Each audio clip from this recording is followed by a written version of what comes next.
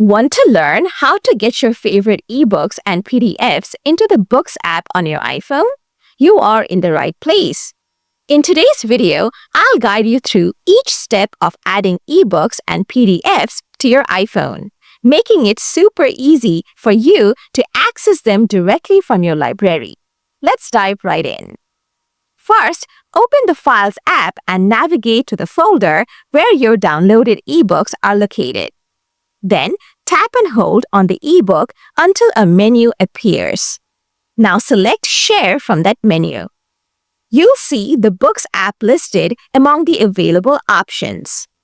If you cannot find it in the list, just tap on More and it should show up there.